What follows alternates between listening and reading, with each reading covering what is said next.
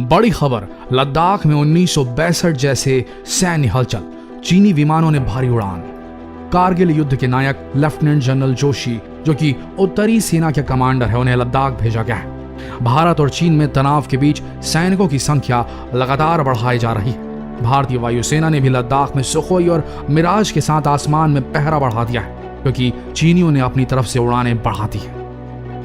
चीन से लेह पूर्वी लद्दाख की सीमावर्ती गांवों में रहने वाले करीब 2000 लोग इलाके में जारी भारी सैन्य मूवमेंट से चिंतित हैं। स्थानीय लोगों का दावा है कि 1962 के बाद पहली बार अपनी तरफ से इतने बड़े पैमाने पर सैन्य मूवमेंट दिखाई दे रही है। लद्दाख ऑटोनोमस काउंसिल के एक मेंबर के मुताबिक गांव वाले सैनिकों और हथियारों के मूवमेंट से खौफ में हैं। चुशुल के नजदीक 3 पंचायत हलकों के 8 गांवों में लोगों को डर है कि इलाके को किसी भी वक्त हिंसा अपनी आगोश में ले सकती है।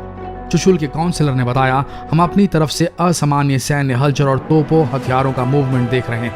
हमारे बुजुर्गों ने इससे पहले 1962 में चीन के साथ जंग के वक्त इस तरह की हलचल देखी थी, उनका यह कहना है। सीमा पर जारी तनाव के बीच चीन के लड़ाकू विमानों के वास्तविक नियंत्रण रेखा के पास पूर्वी लद्दाख से 30 से 35 किलोमीटर दूर उड़ान भरने को लेकर भारत चौकन्ना हो गया है। चीनी विमानों ने यह उड़ान अपने सैन्य अड्डे होतान और गारगुंसा से 100-150 किलोमीटर दूर भरी।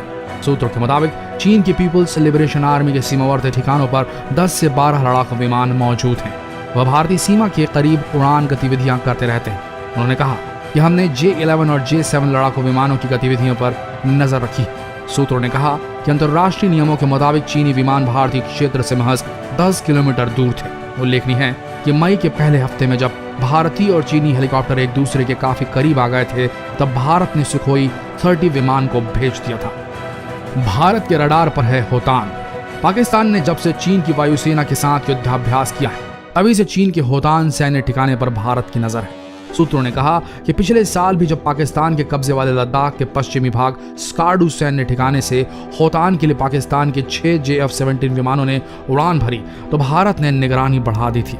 चीनी सेना ने धीरे धीरे भारत में पूर्वी लद्दाख के साथ लगी वास्तविक सीमा रेखा के करीब अपने सैन्य अड्डों पर हथियारों का भारी भरकम जमावड़ा कर लिया है। चीनी सेना ने वहां पर बड़ी तादाद में पैदल सेना को ले जाने वाले युद्धक वाहनों को भी तैनात कर डाला है। चीनी सैन्य जमावड़े का मुकाबला करने के लिए भारतीय सेना ने भी वहां अपनी ताकत और तैनाती यकायक बढ़ा दी है। पिछले कुछ हफ्तों में स्थानांतरित किए गए अधिकांश भारतीय सैनिक अब अभ्यस्त हो चुके हैं और अब उन्हें गलावन घाटी, बड़े हॉट स्प्रिंग एरिया और पेंगोंग झील के फिंगर एरिया के साथ चीनी बिल्डअप का मुकाबला करने के लिए तैनात कर डाला गया है। गलावन घाटी और बड़े हॉट स्प्रिंग क्षेत्र में स्थिति कंट्रोल में है, लेकिन असल समस्या पेंगोंग लेक के आसपास है।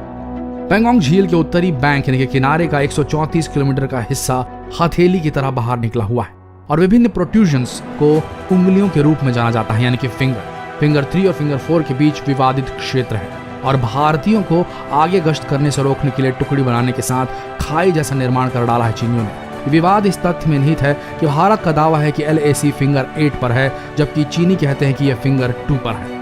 गलावन घाटी के संबंध में सूत्रों का कहना है कि चीनी निर्माण उनके क्षेत्र में है और उन्होंने चीनी दावा रेखा यानी कि CCL को पार नहीं किया है। गलावन घाटी में CCL और LAC समान है। हालांकि चीन द्वारा किए गए हस्तक्षेप ने पिछले साल रक्षा मंत्री राजनाथ सिंह द्वारा उद्घाटन किए गए श्योक DBO सड़क को तनाव में डाल दिया है। यह सड़क कई बिंदुओं पर LAC के अंदर कम से कम 10 किलोमीटर की दूरी पर है और ये गलावन नदी के लंबवत चलती है। इस सड़क को LAC से जोड़ने के लिए भारत फीडर सड़कों का निर्माण कर रहा था। इसमें श्योक और गलावन नदियों के संगम के पास एक पुल भी था। इन निर्माण गतिविधियों ने चीन को परेशान कर दिया, क्योंकि यह भारतीय सेना को सैन्य बलों और उपकरणों के साथ तेजी से LAC तक पहुंचाने में सक्षम करेगा, जो दोनों देशों के बीच समीकरण को बदल देगा। सेना के सूत्रों ने माना कि बड़े हॉट स्प्रिंग क्षेत्र में तकरीबन 3 किलोमीटर तक और फिंगर एरिया में चीन ने घुसपैठ की, लेकिन CCL को उन्होंने पार नहीं किया। देखिए, जो भी हो, इतनी बड़ी तादाद में भारत चीन सीमा पर सैन्य हलचल, लोगों का डर, ये कहीं न कहीं इस ओर इशारे कर रहा है कि एक बार फिर 1962 की तर्ज पर भारत चीन आमने सामने हो सकते हैं और इस बार भारत को चीन से ही नहीं बल्कि कोरोना से भी दो हाथ करने। ऐसे में लड़ाई बेहद कठिन और हमेशा के लिए चोट देने वाली हो सकती है। आप सबका इस विषय में क्या मानना है, कमेंट सेक्शन में जरूर लिखें और इस खबर को शेयर करना ना भूलें। बने रहिए हमारे इस चैनल के साथ। लेटेस्ट अपडेट के लिए धन्यवाद।